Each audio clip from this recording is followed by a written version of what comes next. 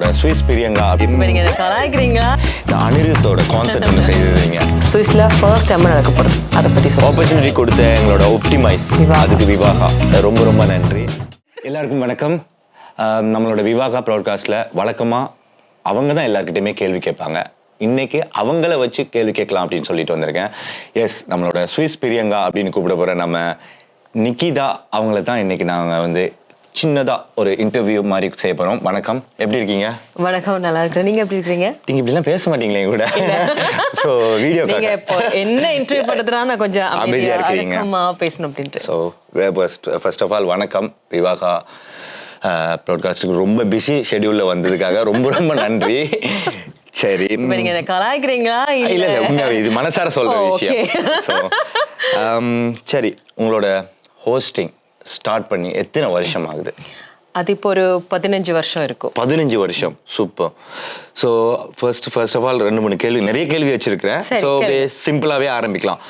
So ஆரம்பிக்கும் போது, இப்போ உங்களோட இந்த ஹோஸ்டிங் ஃபீல்ட் ஆரம்பிக்கும் போது ஏதாவது இன்ஸ்பிரேஷன் அப்படி நினைச்சு ஆரம்பிச்சிங்களா? இல்லாட்டி மணி ஏர்ன் பண்ணுறதுக்கு அப்படின்னு நினைச்சு ஆரம்பிச்சிங்களா? இல்லாட்டி உங்களோட ஃபேஷன் அப்படின்னு நினைச்சு என்ன விஷயம்? எதுவுமே இல்லை.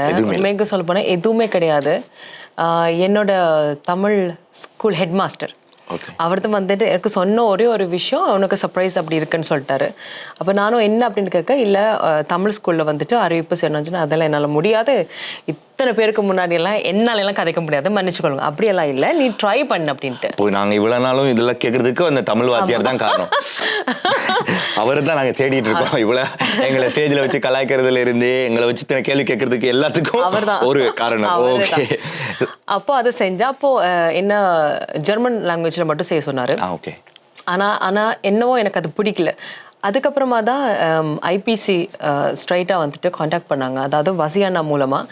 ஏன்னா வசியானா தான் அப்போ வந்துட்டு வீடியோலாம் எடுக்க ஆரம்பித்தார். ஸோ அதனால் அப்படியே போச்சுது. சரி, ட்ரை பண்ணலாமே, ஏன்னா எப்போவுமே வர்ற வாய்ப்பை விடக்கூடாது தானே, ஸோ ட்ரை பண்ணலாம் அப்படின்ட்டு ஆரம்பித்த ஒரு விஷயம் தான் அது. இந்த விஷயம் சூப்பர். அதுக்கு இதை வச்சு ஒரு பயோகிராஃபியே எடுக்கலாம் போல இருக்கு. தமிழ் அதுக்கு முக்கியமான ஒரு விஷயம், எல்லா ஒரு விஷயத்துலையுமே ஒரு ஃபேமிலி சப்போர்ட்ன்றது ஒரு விஷயம் கட்டாயம் தேவை. எந்த ஒரு ஃபீல்டாக இருந்தாலும் சரி கட்டாயம்.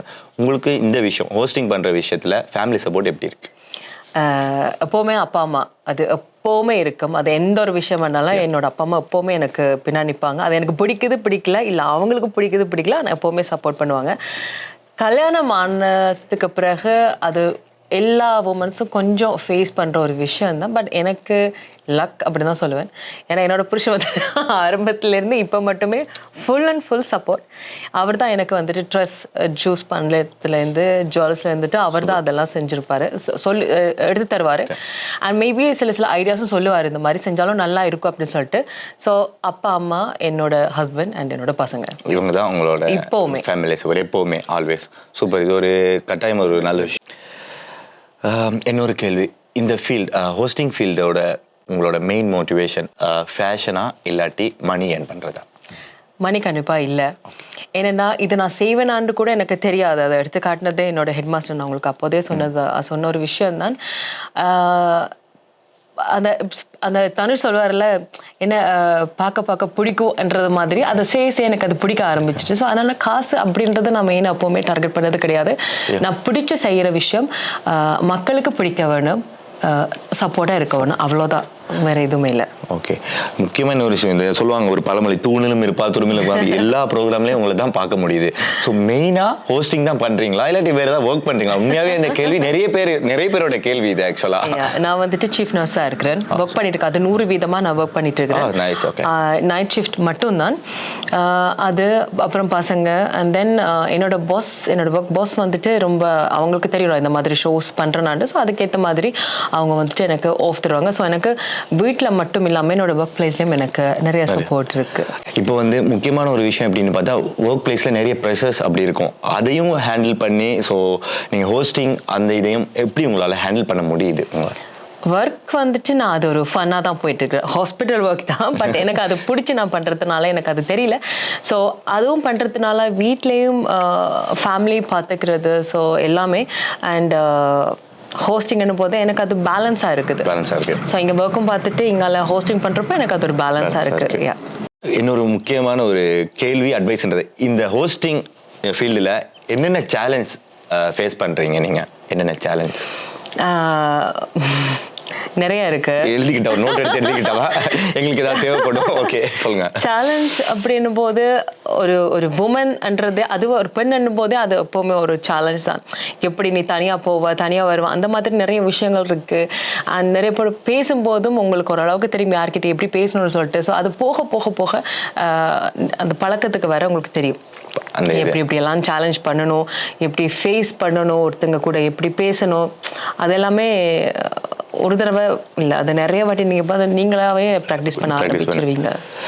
அடுத்ததுன்னா இத்தனை 15 வருஷம் சொன்னீங்க இந்த ஃபீல்டு. ஐயா அதெல்லாம் ரொம்ப கஷ்டம். 15 வருஷமா நீங்கள் எதிர்கொண்ட கமெண்ட்ஸ் அண்ட் கிரெடிட்ஸ், ஒரு குட் கமெண்ட்ஸாக இருக்கலாம், பேட் கமெண்ட்ஸாக இருக்கலாம். ஸோ அது அப்படி ஏதாவது இருக்குதா? நிறைய இருக்குது. ஆனால் நான் எப்போவுமே நானாக இருக்கணும் அப்படின்னு தான் நான் எப்போவுமே நினைப்பேனே தவிர, இப்போ அவங்க சொல்கிறதுக்காக அவங்க மாதிரி மாறணுன்றது நான் எப்போவுமே நினைச்சதில்லை. சரி நீங்கள் உங்களோட கருத்து சொல்லிட்டீங்களா, நான் இந்த காதில் விட்டு அந்த காதில் அவன் சொல்கிறதையும் கேட்க மாட்டீங்க. அதை ஃபேமிலியிலேயும் அப்படிதான், எங்கேயும் அப்படிதான். ஏன்னா எனக்கு பிடிச்ச மாதிரி இருந்தால் தான் மக்களுக்கும் அது பிடிக்கும். ஸோ எல்லாருமே ஒவ்வொன்றொன்று சொல்லும்போது அவங்களுக்கு ஏற்ற மாதிரி மாறினா கூட அது சரியாக வராதில்ல.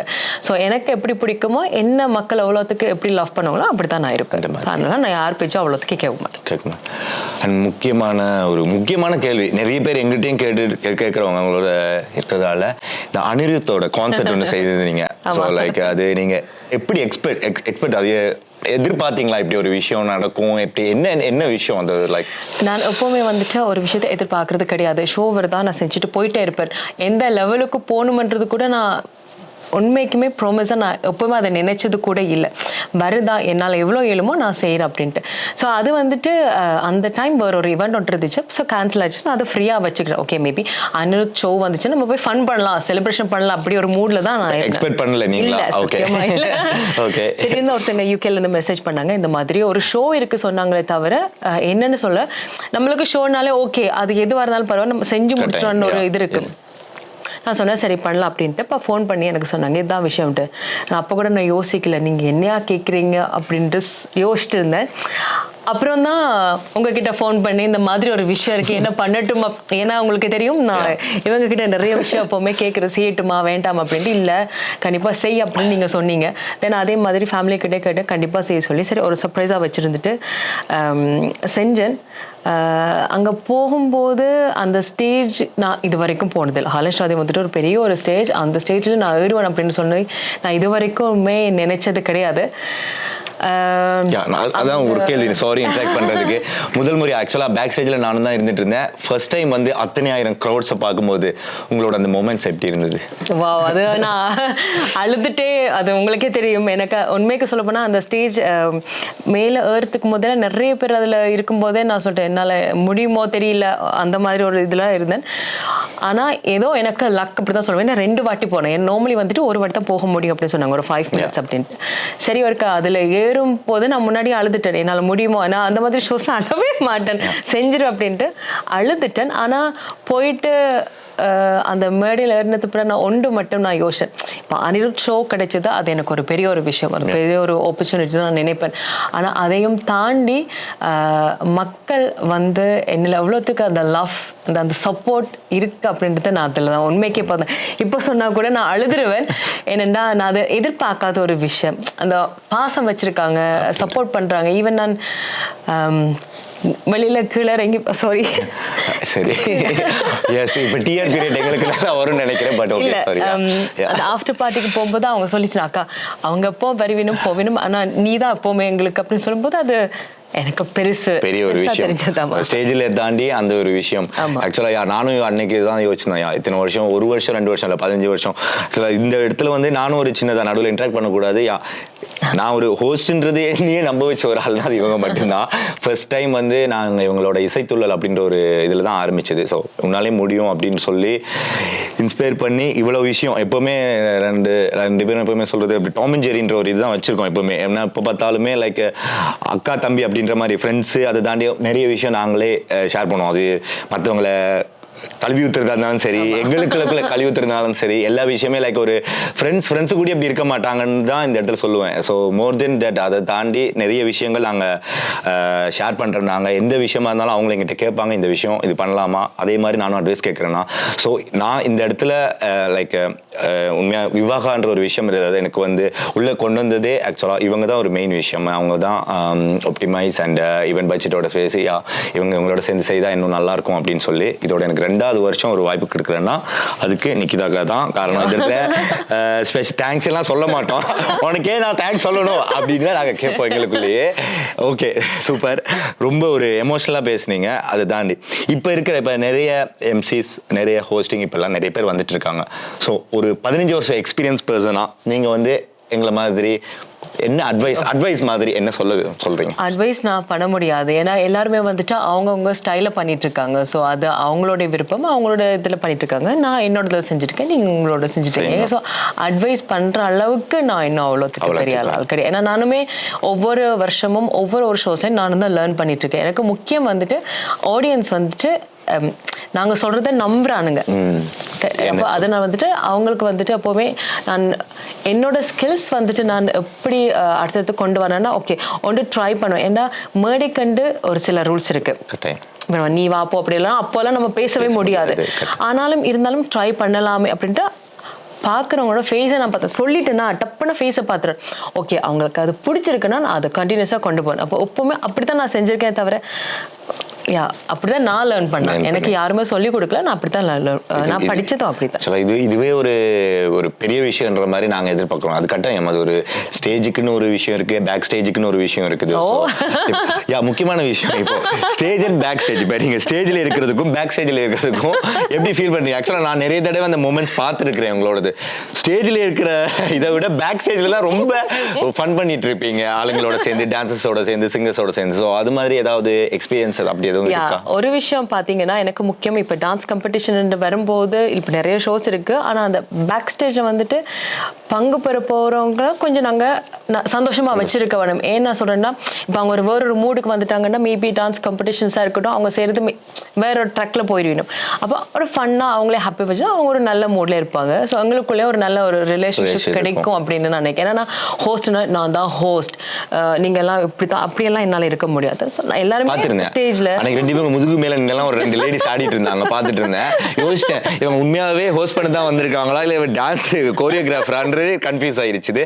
பட் நீங்க நான் பார்த்த வரைக்கும் இந்த பேக் ஸ்டேஜ் எல்லாமே வேற லெவல் ஒரு ஃபன் அண்ட் என்டர்டைன்மெண்ட்னா தான் வச்சிருந்தீங்க. அதுவே ஒரு சூப்பரான விஷயம். இன்னொரு விஷயம், இப்போ ஹோஸ்ட்னும் போது இப்போ ஆர்கனைஸ் பண்றவங்களோட ஈவெண்ட் ஆர்கனைஸ் பண்றவங்களோட எதிர்கொள்ற விஷயங்கள் அது என்ன மாதிரியான விஷயங்கள் அப்படின்னு சொல்லி சொல்லணுமா? கட்டாயம் சொல்லிதான் ஆகணும். ஓகே, இப்போ நான் பார்த்துக்கு இந்த 15 வருஷ ஜேர்னில இப்போ கொஞ்சம் ஓகே எல்லாருக்கும் கொஞ்சம் ஓரளவுக்கு புரியுது. ஆனால் சில நேரங்களில் வந்துட்டு ஹோஸ்டா அவங்க எப்படி சொன்ன, நீங்கள் ஹோஸ்ட் தானே, நீங்கள் என்ன நாங்கள் கொடுக்க போகிற பேப்பரை வந்துட்டு இவ்வளோ சொல்லிட்டு போகிறீங்க அப்படின்னு தான் இன்னும் நிறைய பேர் கொஞ்சம் நினைச்சிட்டு இருக்காங்க. ஆனால் இன்னுமே புரியல அப்படின்னு நான் நினைக்கிறேன். ஏன்னா நாங்கள் அந்த இடத்துல வந்துட்டு பார்க்குறவங்கள சமாளிக்க வேணும், ஆர்கனைசர்ஸ் சமாளிக்க வேணும், ஸ்டேஜுக்கு வர போகிற ஆர்டிஸ்ட்டை நாங்கள் தான் சமாளிக்க வேணும். சப்போஸ் லேட் ஆகிடுச்சுன்னா அதையும் நாங்கள் தான் ஃபேஸ் பண்ண வேணும். அது நிறைய பேருக்கு தெரிய மாட்டேங்குது. நீங்கள் என்ன வந்துட்டு அப்படி நிறைய நான் அதில் கேட்டிருக்கிறேன். லைட்டாக ஏறும் தான், ஆனால் அந்த இடத்துல எதுவுமே செய்ய முடியாது, சமாளிச்சுட்டு போக வேணும். ரீசெண்டாக நானும் ஒரு ஈவெண்ட்டுக்கு போயிருந்தேன். ஹோஸ்ட்ன்றது மறந்து எல்லா வேலையும் செய்ய வச்சாங்க. சொன்னாங்க அதில் தொடப்பருக்கு எடுத்து பெருக்கி விட்டுருப்பா அப்படின்னாங்க. சரி ஓகே ஏதோ ஹெல்ப் கேட்குறாங்கன்னு செஞ்சேன். தம்பி அந்த தண்ணி பாட்டில் எடுத்து அங்கே எடுத்து வச்சிருப்பா. ஒரு 2 ஹவர்ஸ்க்கு மேலே நான் எதுக்கு வந்தேன்றதே நான் மறந்துட்டேன். இந்த இடத்துல சொல்லும் போது தான் எனக்கு புரியுது சில விஷயம். இப்போ ஓகே இப்போ நாங்கள் அவங்க சொல்றது ஓகே, நான் அவங்க கொடுக்குறேன். ஆனால் இப்போ இல்லை, இப்போ நீங்கள் என்ன கேட்டீங்கன்னா நான் எதுவுமே எழுதி கொண்டு வரது கிடையாது. எனக்கு என்ன ஆன் ஸ்பாட்டில் என்ன தோணுதோ அதை நான் சொல்லிட்டு போயிடுறேன். அந்த மாதிரி ஓகே பேர் ஆஃப்கோர்ஸ் நாங்கள் அது வந்து வாசிக்கிறோம், அது வேறு. ஆனால் மற்றபடி நீங்கள் என்ன வர்றீங்க தானே, உங்களுக்கு என்ன பெரிய வேலை இருக்க போகிறது நிறைய சொல்லிடணும். ஆனால் அதில் பிளானிங் இருக்குது, அதில் வந்துட்டு மக்களை நாங்கள் சமாளிக்கணும், அவங்கள வந்துட்டு ஒரு ஹாப்பியாக வச்சுருக்க வேணும், என்டர்டெயின்மெண்ட் ஃபுல்லாக வச்சுருக்க வேணும். அதே மாதிரி பேக் ஸ்டேஜில் வந்துட்டு ஆர்டிஸ்டை வந்துட்டு நாங்கள் வந்துட்டு ஃபெடப் பண்ணக்கூடாது, அவங்க கூடயும் ஒரு ஜாலியான மூடில் இருக்க வேணும். அண்ட் அடிக்கடி பிளான் மாட்டிக்காது, வளமையாக எங்கிட்ட ஷோஸ் எல்லாத்துலேயும் நடக்கிற ஒரு விஷயம். அப்போ அதை வந்துட்டு சரியாக கொண்டு போகணும். பட் இப்போ ஒரு ஷோ நடக்க போனால் நாங்கள் அதுக்கு ப்ரிப்பேர் ஆகிருப்போம். அந்த ஒரு 5 செகண்ட்ஸுக்குள்ளே டப்புன்னு வந்து இல்லை அடுத்தது இதான் வரப்போனா டப்புன்னு நாங்கள் மைண்டை மாற்றிட்டு ஓகே இல்லை இப்போ இந்த மாதிரி விஷயம் வருவோம் டப்புன்னு அதுக்கு ப்ரிப்பேர் ஆக வரும். அப்போ அது நிறைய விஷயம் இருக்குது. அது மேபி இன்னுமே சில பேருக்கு அது புரியலையோ அப்படின்னு எனக்கு தோணும். ஓகே, என்ன ஒரு கேள்வி என்னன்னா, இப்போ என்டர்டைன்மெண்ட் ஷோஸ்ன்னு இருக்கு, இப்போ வெட்டிங் ஷோஸ், பர்த்டேஸ், அதுக்கும் என்ன டிஃப்ரெண்ட், என்ன வித்தியாசம்னு பார்க்குறீங்க நீங்கள்? இப்போ நீங்கள் பண்ணுற இதில் என்ன வெட்டிங் அப்படின் போது அது ஓகே ஃபன்னாக இருக்கணும், ஆனால் கொஞ்சம் சீரியஸ். ஏன்னா எல்லாருமே காசு போட்டு தானே போயிடும். பட் அவங்களுக்கு பிடிச்ச விஷயங்கள் அதில் என்ன, அது ஒரு வெட்டிங் என்பது காம்படிஷன்ஸ் அண்ட் வரும்போது அது ஒரு ஃபன். அதில் முதலாவது ரெண்டாவது மூணாவது வர்றது பிரச்சனை கிடையாது. நீங்கள் வர்றீங்களா அதுவே பெரிய ஒரு விஷயம். ஆமாம். முக்கியமான ஒரு கேள்வி, எல்லாருக்குமே ஒரு ட்ரீம்ன்ற ஒரு விஷயம் இருக்கும், இந்த விஷயம் நான் இது செய்யணும் அப்படின்ற மாதிரி. எனக்கு தெரிஞ்சு நீங்கள் அனிருத் அந்த ஒரு கான்செப்ட் ஏறினதே அது ஒரு பெரிய ஒரு அச்சீவ்மெண்ட் நான் பர்சனலாக இது பண்ணுறேன். அதை தாண்டி உங்களுக்கு ஏதாவது இருக்குதா, இந்த விஷயம் இன்னும் இருக்குது அப்படின்ற மாதிரி ட்ரீம்? அது முதல்ல நான் சொன்ன மாதிரி எனக்கு எந்த ஒரு எதிர்பார்ப்பும் இல்லாமல் தான் நான் மேடே ஏறுறது. இவ்வளோ தூரம் நான் வருவேனான்னு நான் இது வரைக்குமே நான் நினைச்சது கூட கிடையாது. இதுக்கு மேலே என்ன ஆகுன்றதும் என்னால் நினைச்சு பார்க்க முடியாது. ஸோ கனவு அப்படி என்று சொல்லி அதில் எதுவுமே இல்லை. எனக்கு ஷோ வருதா, ஃபன் பண்ணுறேன்னா, மக்களோட இருக்கிறேன்னா எனக்கு அது போதும். அவங்களோட லவ் அண்ட் சப்போர்ட் அதுவே எனக்கு போதும். சூப்பர். இப்போ ஒன்ஸ் நாளையிலேருந்து விஜய் டிவிலேருந்து கால் பண்ணி அடுத்து பிக் பாஸ்க்கு வருவீங்களான்னு கேட்டால் இங்கே போவீங்களா மாட்டீங்களா? இல்லை, அது என்ன போனால் ஒரு நாள்லேயே என்னை கழிச்சு விட்டுருவானுங்க என்னோட வாயப்படி.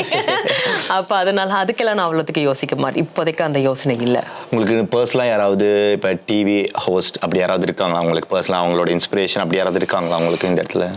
முதல்ல நான் வந்துட்டு டிடி அவங்க சேர்த்து நான் பார்ப்பேன். அவங்க நிறைய கேள்விங்க கேட்பாங்க, நிறைய பண்ணிட்டு இருப்பாங்க. அதுக்கப்புறமா பிரியங்கா, மாக்காப்பா, உண்மைக்கு சொல்ல போனால் நான் அவங்கள தான் பார்க்கும்போது ஓகே அவங்க நல்லா ஃபன்னாக பண்ணிட்டு போகிறாங்க. அப்போ தான் யோசிச்சேன் ஓகே நாங்களும் இந்த மாதிரி ஃபன் பண்ணக்கூடாது, அவ்வளோதான் நான் யோசிச்சேன். மற்றபடி வேறு யாருமே கிடையாது. அண்ட் இன்னொரு விஷயம், எப்பவுமே நிறைய பேர் கேட்குற விஷயம் உங்ககிட்ட, ஸோ உங்களோட தமிழ் வந்து லைக் எப்படி சொல்ற ஒரு வித்தியாசமான ஒரு முறையில் இருக்கு. இப்போ பிரித்து பேச தமிழ்ன்றது எல்லாத்துக்கும் ஒன்று தான். ஆனால் அப்படி வரும்போது எப்படி உங்களோட மைண்ட் செட் இருக்கும்? உங்களோட தமிழ் என்ன வித்தியாசமாக இருக்கு அப்படின்னும் போது அதை வந்து நீங்கள் பாசிட்டிவாக எடுத்துப்பீங்களா, நெகட்டிவாக எடுத்துப்பீங்களா? ரெண்டுமே கிடையாது. நான் இங்கே பிறந்து வளர்ந்து நான் இங்கே தமிழ் ஸ்கூல் படித்தேன். நான் தமிழ் ஸ்கூலில் தமிழ் படித்து நான் எல்லாமே முடிச்சிட்டேன். மேடை எப்போவுமே இப்போ நீங்கள் வேலைக்கண்டு சொல்லும்போது வேலைக்கண்டு உங்களுக்கு கொண்டு ஒரு ரூல்ஸ் இருக்கும். அது மாதிரி ஸ்டேஜுக்கு உங்களுக்கு ஒரு ஸ்டைல் இருக்கும், உங்களுக்கு ஒரு ரூல்ஸ் இருக்கும். அவ்வளோதான் நான் பண்ணுறது. மக்களுக்கு எந்த விதத்தில் நான் கதைச்சா அவங்க கிட்ட பேசினா பிடிக்குமோ அதான் நான் பண்ணுறேன். அவ்வளோதான். அவங்களுக்கு பிடிக்குதா நான் அதை செய்கிறேன். அவ்வளோதான். வேற ஒன்றும் இல்லை. நடுவில் மற்ற கலந்து நிறைய விஷயம் வரும். ஆனால் நான் அது முதல்ல சொன்ன மாதிரி நான் யார் பேச்சும் கேட்க மாட்டேன். ஸோ அவங்க சொல்கிறாங்களா அவங்களோட சந்தோஷத்துக்கு சொல்லிட்டு போட்டோம், அவங்களோட ஆதங்கத்தில் சொல்லிட்டு போட்டுக்கும். ஓகே நீங்கள் சொல்கிறீங்க, நான் கேட்குறேன், அவ்வளோதான். ஆனால் முடிவு பண்ணுறது நான் தான். இப்போ என்டர்டெயின்மெண்ட் ஷோங்களை தாண்டி டான்ஸ் ஷோஸ் வருது, சிங்கிங் காம்படிஷன் அப்படின்லாம் வருது. அது தாண்டி இப்போ விவாகான்ற ஒரு விஷயம் வந்துட்டு இருக்கு. இப்போ வந்து அது எத்தனை வருஷமா இந்த விவாகா வந்து ஐயோ 4வது வருஷம். யோசிச்சு பாருங்க, உங்களை கூப்பிடுறவங்க ஒப்டிமைஸோ ஈவென்ட் பட்ஜெட் என்ன நினைப்பாங்க? இப்போ ஐயோ யோசிக்கும் போது அப்படிதான் ஐயோ ஏன்டா கூப்பிட்டேன் அப்படின்னு நினைச்சிட்டு இருப்பாங்க. இல்ல, எனக்கு அவங்க கூட இது வரைக்கும் எந்த ஹெட்டேக்குமே கிடையாது. வருவாங்க, அக்கா இதுதான் லிஸ்ட், இதுதான் பண்ணுங்க, ஓகே எதுவும் பண்ண டப்னு மாற்றுவாங்க. ஆனால் இது வரைக்கும் நீ இப்படிதான் செய்யணும் அப்படி எனக்கு சொன்னது கூட கிடையாது. இல்லை எப்பவுமே இல்லை. நம்பி என்கிட்ட ஷோ தர்றாங்கயா, ஸோ அதுக்கேற்ற மாதிரி நான் முடிஞ்ச அளவுக்கு நான் சரி அவ்வளோதான். ஸோ இது 4வது வருஷம் சொன்னீங்க. 4வது வருஷம் சூப்பர். இதை தாண்டி ஜெர்மனிலையும் இப்போ 2வது வருஷம், எத்தனாவது வருஷம்? சாரி 2வது வருஷம். இந்த வருஷம் தானியா 2வது? திருப்பி கேட்கறட்டா? ஸோ இல்லை 3வது வருஷம். யோசிச்சு பாருங்க. இப்போ வந்து ஒரு முக்கியமான ஒரு இடம் ஒப்டிமைஸ் ஒரு ஸ்டூடியோல இருந்துகிட்டு ஒரு ஆப்பர்ச்சுனிட்டி கொடுத்தாங்கள்ட்டு எத்தனை 2ஆ 3ஆ இல்ல 4வது அவங்க 4 பேர் எப்படி நம்பி எங்களை கூப்பிடுவாங்கன்னு யோசிச்சு பாருங்களேன். இவங்களுக்கு வேற வழி இல்லடா. நிறைய நல்ல ஷோ பண்றாங்களா, எண்ணிக்கை இல்ல. அப்படி சொல்ல வர்றீங்க. பிராவோ நல்லா சொல்லுங்க. ஸோ இது 3வது வருஷம். ஜெர்மனில வந்துட்டு இது 3வது வருஷம். ஸோ இந்த வெட்டிங் ஷோல நீங்க லைக் என்ன ஸோ பார்த்த விஷயங்கள், உங்களுக்கு பிடிச்ச விஷயங்கள் இதுல இப்போ நிறைய என்டர்டெயின்மெண்ட் ஷோ பண்றீங்க, டான்ஸ் ஷோஸ் எல்லாமே இது பண்ணுங்க. இது ஒரு கல்யாணம் சம்பந்தப்பட்ட ஒரு விஷயம் அப்படின்னும் போது நீங்க எனக்கு அதில் இது இப்படி இது கல்வி வரும் நான் நினைச்சு நான் உண்மையாக சொல்ல போனால் வளர்ச்சி அந்த வளர்ச்சி தான் எனக்கு ரொம்ப பிடிச்சிருக்கு. ஏன்னா அதை செய்யும்போது எப்போவுமே புது விஷயங்கள் செய்யும்போது நாங்கள் நிறைய யோசிப்போம். அது 1 வருஷம் தாக்கு பிடிக்குமா, 2 வருஷம் தாக்கு பிடிக்குமான்றது யோசிப்போம். ஆனால் நான் ஆரம்பத்திலேயே இருக்கிறதுனால எனக்கு பிடிச்ச விஷயமே சின்னதாக ஆரம்பித்தவங்க பெருசாக ஆகிட்டு இருக்காங்க. அதுதான் எனக்கு ரொம்ப பிடிச்சது. ஏன்னா புது புது வெண்டர்ஸ் வரையினும் புது புது ஆக்கள் வரையினும் ஒரு புது முயற்சி, நல்ல க்ரோ அப் ஆகிட்டு இருக்கு. நம்ம ஒரு நல்ல ஒரு ஐடியாஸ், இந்த மாதிரி ஐடியாஸ் கிடைக்காது. ஏன்னா அந்த காலத்துலலாம் கல்யாணம்னு சொல்லும்போது அதான் சொல்றேன், பந்தி போடுறதுல இருந்து பாயாசம் ஊற்றுறது வரைக்கும் தனித்தனியாக தேடுவோம். எல்லாமே ஒரே இடத்துல கிடைக்கும் போது எங்களோட அந்த டைமிங்கும் சேவ் ஆகுது. அதை தாண்டி நிறைய வெண்டர்ஸ், நிறைய ஐடியாஸ் கிடைக்குது அவங்க மூலமாக. ஒரு நல்ல ஒரு ஐடியான்ற மாதிரி தான் நானும் ஸ்பெஷலாக ஃபீல் பண்ணிட்டு இருக்கேன்.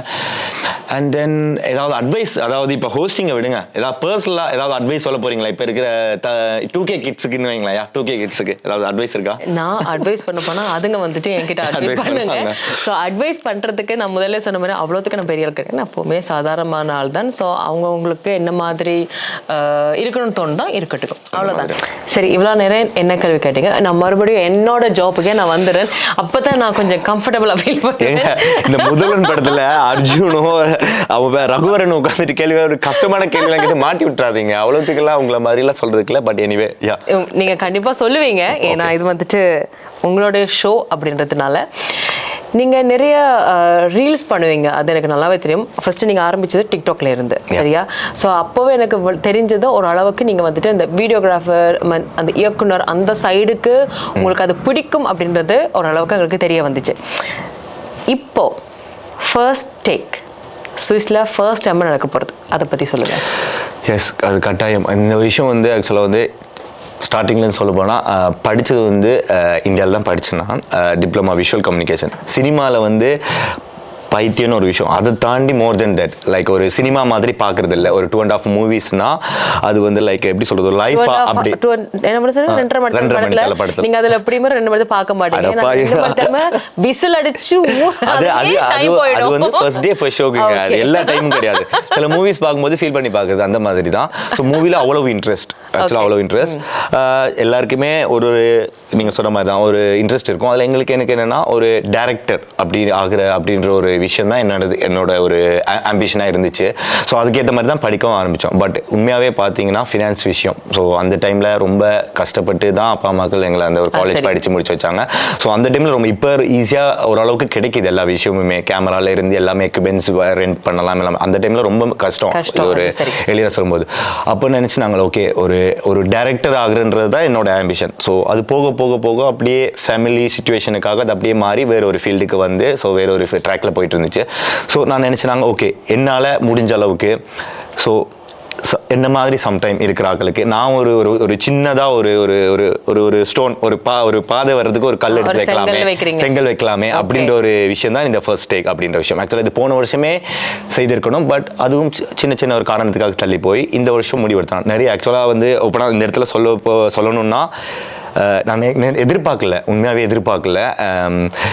எப்படி எனக்கு பாசிட்டிவோ அதுக்கேற்ற மாதிரி நெகட்டிவாக கிடச்சி. நீ ஏன் செய்கிற, உனக்கு இதில் என்ன வரப்போகுது, இதெல்லாம் யாராவது செய்வாங்களா, டைம் எனக்கிட்டவே இல்லை அப்படிலாம் சொன்னாங்க. அதை தாண்டி நிறைய பேர் நான் ஆக்சுவலாக அது வந்து நான் அதுக்காகவே தனியாக ஒரு வீடியோ ஒரு 2.5 hour வீடியோ நிறைய பேருக்கு தேங்க்ஸ் சொல்லணும்னா நான் அதுக்கேற்ற மாதிரி சொல்லணும். நிறைய பேர் வந்து மோட்டிவேட் பண்ணாங்க, ஏன் நீ செய்து பாரு, இது ஒரு முதல் தடவை. அதாவது யூரோப்பில் நிறைய இடத்துல செய்திருக்காங்க. சுவிஸில் முதல் முறையாக ஒரு ஷார்ட் ஃபிலிம் காம்படிஷன், ஒரு 15 நிமிஷம் குறும்படம்ன்றது வந்து இதான் முதல் தடவையா செய்யறோம். அதுவும் யூரோப்ல இருக்க எல்லா தமிழாக்களுக்கு, எங்களோட தமிழாக்களை வந்து இப்ப இருக்கிற ஜெனரேஷனை வந்து ஒரு மோட்டிவேட் பண்ணலாம். இது கட்டாயமா நான் சொல்றேன், இந்த விஷயம் ஒரு பெரிய இதாகாது, பட் கட்டாயம் அவங்களுக்கு ஒரு சின்னதா ஒரு ஸ்டெப் எடுத்து வைக்கிறதுக்காக இருக்குன்றத நான் நம்புறேன் கட்டாயம். சரி, ஃபர்ஸ்ட் டேக்கன் போது ஃபுல்லாவே குறும்பட போட்டி அப்படி. இப்போ நீங்க கண்டிப்பா ரூல்ஸ் வச்சிருப்பீங்க.